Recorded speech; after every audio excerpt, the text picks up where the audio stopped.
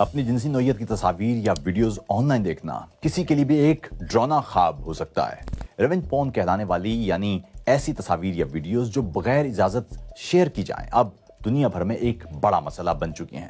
یہ مواد اصلی بھی ہو سکتا ہے اور مصنوعی ذہانت سے بنایا گیا ڈیپ فیک بھی۔ اب امریکی صدر ڈونلڈ ٹرمپ نے ایک قانون پر دستخط کیے ہیں جس کے تحت ایسی تصاویر یا ویڈیوز پوسٹ کرنا غیر قانونی قرار دیا گیا ہے۔ Take it down act technology کمپنیوں پر بھی دباؤ ڈالتا ہے کہ وہ ایسا مواد فوری طور پر ہٹا دیں۔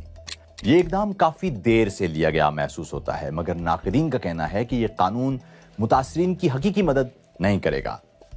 یہ ہے وہ سب کچھ جو آپ کو جاننا چاہیے۔ بغیر اجازت جنسی تصاویر ایک بڑھتا ہوا مسئلہ۔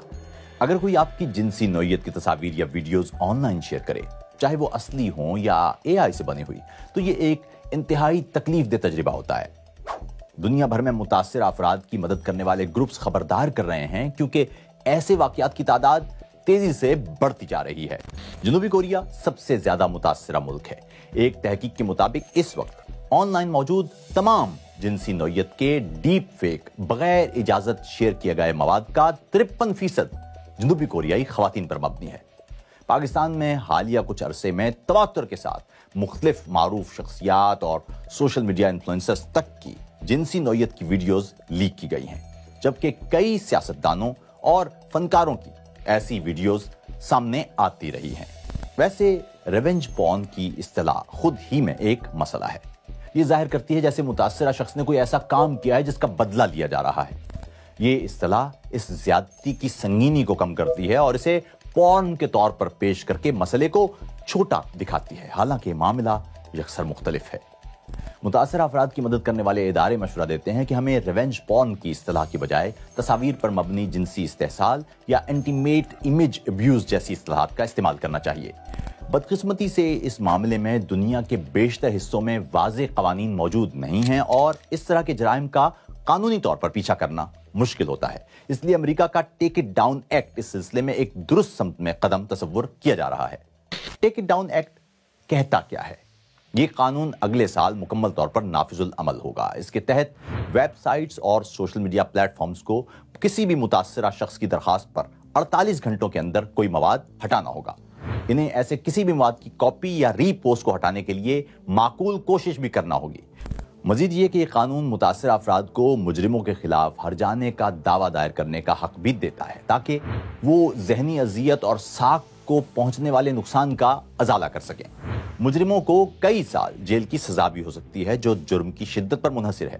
اس قانون کے درپردہ نیت تو بظاہر اچھی لگتی ہے، مگر کیا یہ عملی طور پر ممکن بھی ہے؟ یہ سب بنیادی طور پر پلیٹ فارمز پر منحصر ہوگا۔ انہیں ایک نیا ٹیک ڈاؤن سسٹم بنانا ہوگا۔ ممکنہ طور پر یہ سسٹم یوں کام کرے گا۔ سب سے پہلے پلیٹ فارم کو یہ یقینی بنانے کے لیے کوئی قابل اعتبار نظام بنانا ہوگا کہ ٹیک ڈاؤن کی درخواست واقعی متاثرہ شخص کی طرف سے ہی کی گئی ہے۔ مسئلہ یہ ہے کہ خودکار شناخت کی تصدیق کی حدود ہوتی ہیں، مثلا چہرہ واضح نہ ہونا۔ دوسرا، پلیٹ فارم کو ایسی ٹیکنالوجی بنانا ہوگی جو مواد کی کاپیوں کو پہچان کر خودکار طور پر ہٹا دے، اور پلیٹ فارمز کو یہ بھی واضح کرنا ہوگا کہ صارفین کو ایسی تصاویر ہٹانے کے لیے کیا کرنا ہوگا۔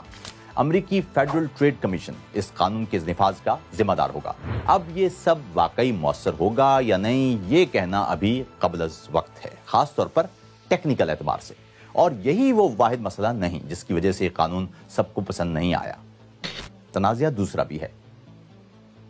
این جی اوز جیسے الیکٹرانک فرنٹیئر فاؤنڈیشن اور centre for democracy and technology نے اس قانون پر تنقید کی ہے کہ یہ بہت مبہم ہے۔ ان کے مطابق یہ قانون اصل مقصد سے زیادہ مواد ہٹانے کے لیے استعمال ہو سکتا ہے اور اسے سیاسی مخالفین کو خاموش کروانے کے لیے بطور ہتھیار بھی استعمال کیا جا سکتا ہے۔ اس کے علاوہ پرائیویسی خدشات بھی ہیں۔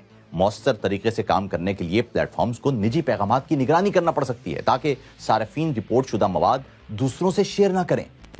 مجموعی طور پر کچھ ماہرین کا خیال ہے کہ یہ قانون متاثرین کے لیے مزید تکلیف دہ ہو سکتا ہے کیونکہ یہ ایسے خواب دکھاتا ہے جو شاید فی الحال پورے نہ ہو سکیں۔ اگر آپ اس صورتحال کا شکار ہوں تو مددگار کون ہوگا؟ ٹیک اٹ ڈاؤن ایک آن لائن ٹول ہے جو خاص طور پر نابالغوں کے لیے بنایا گیا ہے۔ یہ ٹول اس حالیہ قانون سے پہلے ہی موجود تھا اور اس سے براہ راست کوئی تعلق نہیں رکھتا۔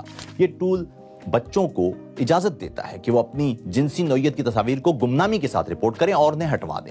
बालिग अफराद के लिए इसी तरह का एक टूल स्टाफ NCII के नाम से 2021 से दस्तयाब है। दोनों टूल्स को मेटा जैसे बड़े प्लेटफॉर्म्स की हिमायत भी हासिल है। ये सब कुछ थोड़ा अजीब लग सकता है, लेकिन पुलिस को इत्तला देना भी बहुत जरूरी है। अगर आप रिपोर्ट नहीं करते तो मुजरिम सजा से बच सकते हैं, और अगर ये सब कुछ बहुत ज्यादा हो जाए तो माहिराना मदद लेने से भी मत हिचकिचाएं। अपने मुल्क में मददगार इदारों के बारे में जानने के लिए इस वेबसाइट पर जाइए। बस आज के लिए इतना ही। अगली बार दोबारा मिलेंगे किसी नए मौजू के साथ।